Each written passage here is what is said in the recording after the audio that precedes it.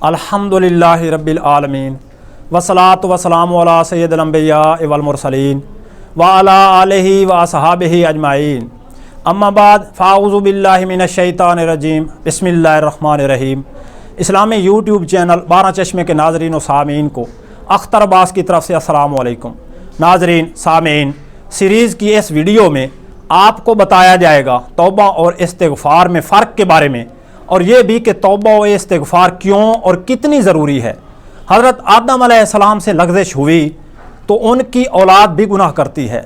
हज़रत आदम अलैहिस्सलाम से भूल हुई तो उनकी औलाद भी भूल जाती है। अल्लाह ताला के जो खालिस बंदे हैं जिनको उसने महफूज रखा है, उनके अलावा बाकी सब से गुनाह होते हैं। गुनाहगारों में बेहतर वो हैं जो बहुत ज़्यादा तौबा और इस्तिग़फ़ार करने वाले हैं। नाज़रीन सामीन, जो शख्स किसी गुनाह या जुर्म या कई जराइम का आदी हो, अगर उसे एहसास जुर्म ही ना हो और उसकी बसीरत का ही खात्मा हो गया हो तो ये अलहदा बात है। तौबा की तरफ पहली सूरत यह है कि उसको अपने गुनाह, अपने जुर्म का एहसास होना ज़रूरी है। एहसास जुर्म या एहसास गुनाह होने पर निदामत, पछतावा और शर्मिंदगी के साथ वो अपने जुर्म या गुनाह से रुक जाए, बाज आ जाए, अपने अमल बाद को छोड़ दे। बस जो हो गया सो हो गया, अब आइंदा ऐसा जुर्म गुनाह हरगिज़ नहीं होगा इंशाअल्लाह। ये हुई उसकी उस अमल से तौबा, और अगर खलूस से सच्ची तौबा करे तो ये होगी तौबा तो नसू, पक्की तौबा।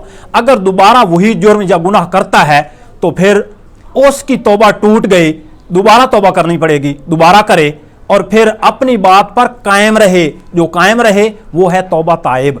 अल्लाह और उसके रसूल सल्लल्लाहु अलैहि वसल्लम की नाफरमानी वाले फेल यानी जुर्म या गुनाह से तौबा करने का पुख्ता इरादा ही करना होता है कि अल्लाह ताला उसकी तरफ तवज्जो फरमाता है और उसकी तौबा को कबूल फरमा लेता है। हज़ूर अलैहिस्सलातु वस्सलाम के नबी व तौबा होने की वजह से उम्मत मोहम्मद के लिए तौबा को आसान कर दिया गया है।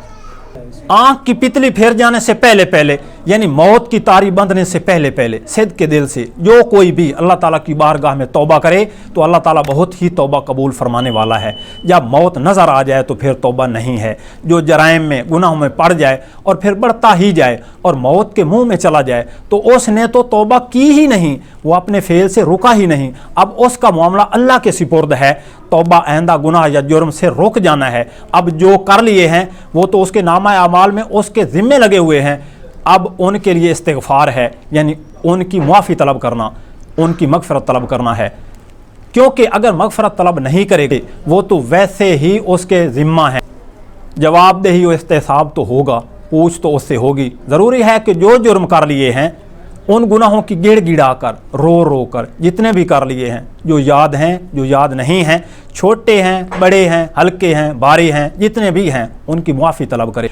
अल्लाह के हजूर में इस्तिग़फ़ार करे, या अल्लाह पिछले जराइम की मुआफ़ी दे दे, आइंदा नहीं करूँगा। ये है तौबा और इस्तिग़फ़ार। जो गुनाह कर लिए वो करने वाले के नामा अमाल से बिल्कुल ख़त्म नहीं हो जाते, मौजूद होते हैं, लेकिन अल्लाह ताला उनके ऊपर पर्दा डाल देता है, उनको सफ़ेद चादर से ढांप देता है। क़यामत वाले दिन सज़ा दे ना दे अल्लाह की मर्ज़ी। अल्लाह ताला तव्वाब भी है, तौबा कबूल फरमाने वाला है और वही मुआफ़ करने वाला है।